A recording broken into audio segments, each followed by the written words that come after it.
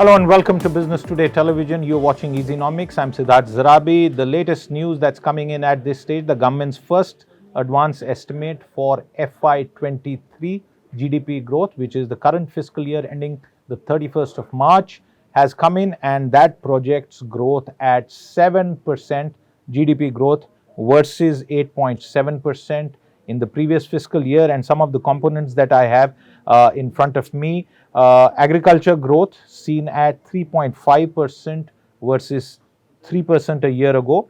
Mining sector growth 2.4% versus 11.5% a year ago. Manufacturing 1.6% versus 9.9% a year ago. Construction sector growth at 9.1% versus 11.5% in the year ago period. Industry at 4.1% versus 10.3%. Services at 9.1% versus 8.4%.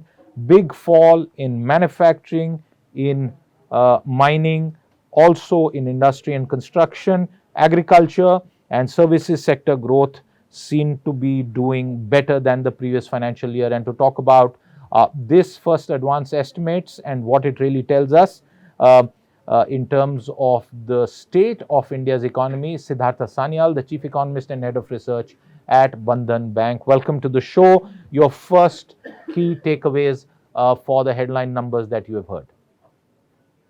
Thank you very much for having me here.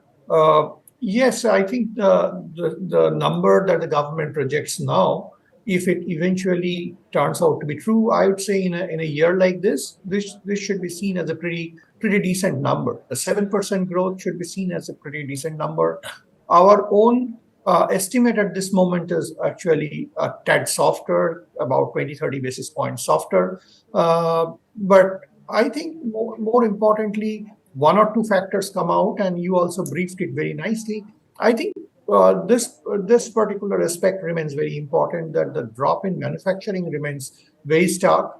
It's a different story altogether that the overall services growth turns out to be higher than the last year. Also, the contact intensive services in this particular financial year could actually pose a much better performance because of the control on the COVID situation, good progress on the vaccination front. So all these factors help. But drop in the construction, mining as well as manufacturing remains one particular area we need to be very careful about going ahead.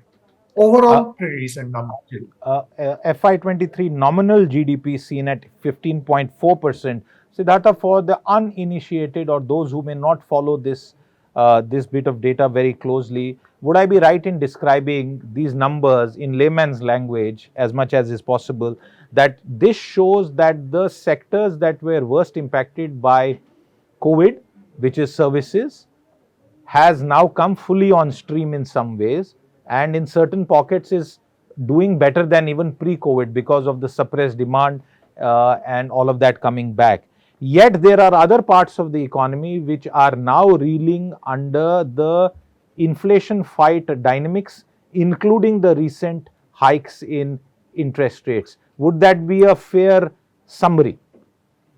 Yes, to a great extent, yes. I would say you are very right in describing that particular aspect, that the COVID, given that the COVID impact is not really there practically in this particular financial year, the contact intensive services part is doing much better, and that's why the overall services part is doing relatively better. The overall credit and deposit growth put together looks pretty decent, which is a significant component of overall momentum in the banking and financial sector.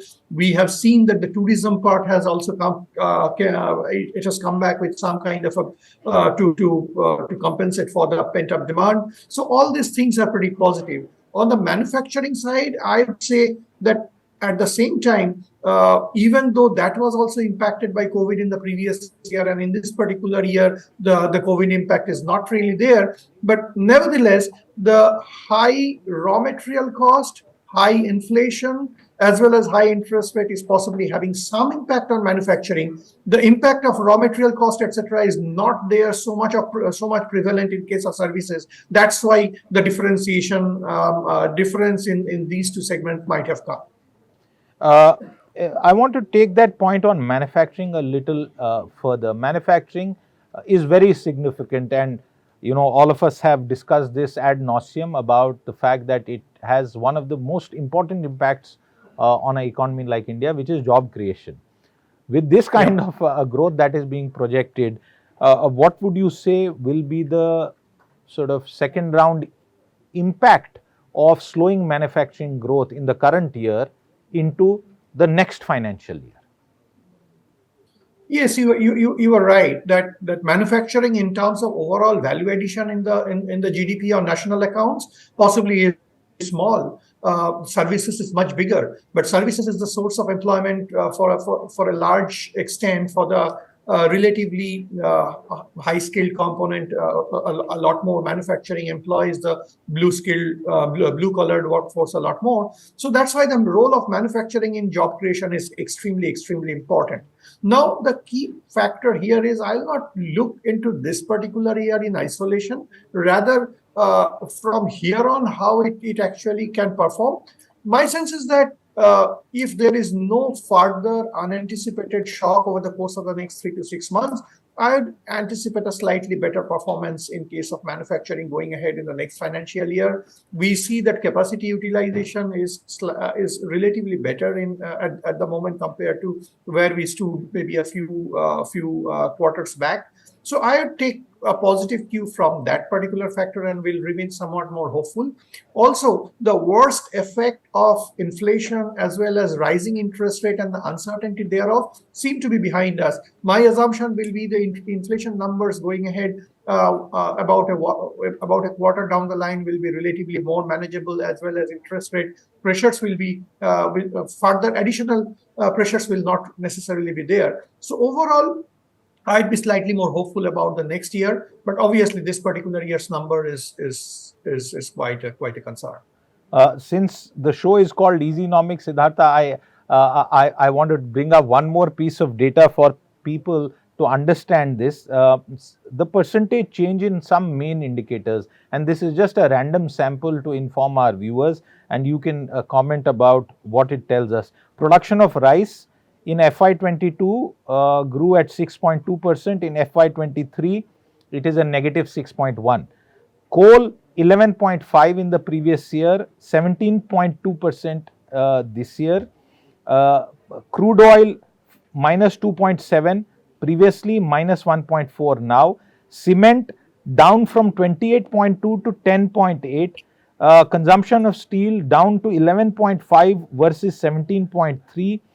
Total telephone subscribers at a negative 1.6 versus a positive 1.5 previously. Sales of commercial vehicles are up 67.7 versus 64.7.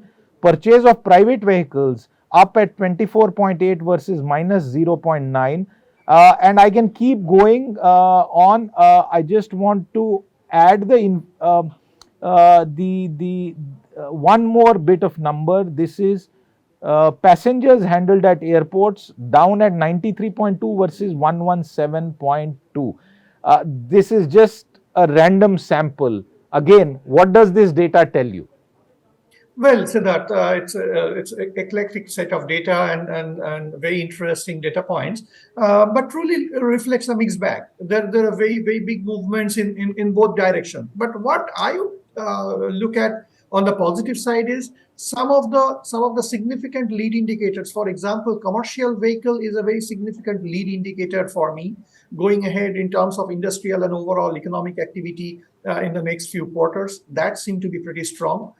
You mentioned rightly that air traffic handling, passenger air traffic handling at airports has fallen. But if you look at the numbers are still, I mean, fantastically high numbers, something like in the 90% zone or something of that sort. So still the numbers are very high.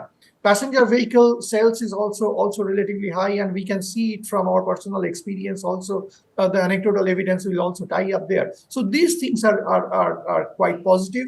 I would try to keep a watch on some of the areas where, in case of steel, cement, or other factors. Let me add. Just to interrupt you, let me add one more bit. Cargo handled at major seaports is down at 8.7. This is for the current year that we are discussing as part of the first advance estimate versus 12 in the previous year. And cargo handled at airports is down at 1.6 versus 45.3. Now, if imports are down, and certain core elements like coal, cement, steel, what is this telling you? Underlying softness in the economy, which the advance estimate may not fully be capturing and being a little higher than most consensus estimates. Yeah, Siddharth, we cannot be sure looking only at the cargo numbers whether this is only import or import and export put together. Now, my sense is that it might actually be import and export put together. That's a good point. That's a good point. Yeah. So, if it is import and export put together, it's kind of obvious that given that the overall global trade momentum is again softening a bit, so to some extent we are seeing a softer number on that part. But having said that, it's no point denying that there is a possibility that we are also there is a possibility that the import demand might have also got down a bit. So if I need to go by this set of numbers, one quick takeaway for me is that some of the so some of the areas like passenger vehicle production, airport traffic, all these numbers are pretty decent. It's a pleasant surprise that the commercial vehicles sales numbers are pretty decent.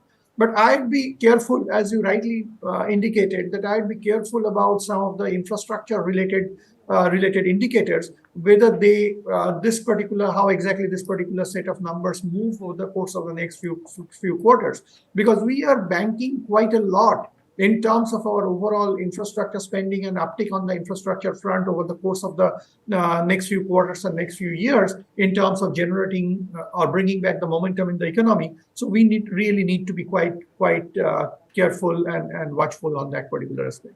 I completely agree with you. In fact, the press release by the government also makes that point right up front. Para 2 says that the first advance estimates of GDP, and remember this was introduced in FY17, basically were introduced as an essential input for the budget exercise, which is, as we know, just about 3 weeks odd away, and is based on limited data and compiled using the benchmark indicator method. And there are obviously extrapolations for relevant indicators, and that sense of caution that permeates this is fair. But if we take the discussion forward in terms of what this means for the budgetary exercise and the policy priorities in terms of allocations, I always try and keep making this point upfront that a significant percentage of the government of India's, the central government's budget is pre-committed expenditure. There are salaries, there are other kinds of welfare subsidies and committed expenditure which cannot be taken away, and especially in a pre-election final budget. Given this information, given what has happened to inflation, if you were looking forward and talking about your expectations from the budget, what would they be? No, that's a very relevant question. You are right. It's very important to keep in mind that a large part of the spending and the budget is kind of you cannot really change the course of that particular expenditure. But wherever there is a bit of discretion still in the hands of the government, possibly here is a case for the government to remain continue to be supportive for the infrastructure sector. Thankfully, that's a stated priority for the government, and it's not. My sense is that given the job creation it can lead to in case of some of the manufacturing and construction sector, that should not be an issue with any government, even in case of an election year. So my sense is that you might see a bit of, or I would look forward to some bit of additional support for the overall heavy infrastructure here. My suggestion here, additional suggestion here would be, now infrastructure typically is a large ticket expenditure. My sense is that But at the same time, the finances in the hands of the government is always limited. In a year like this, it's all the more limited.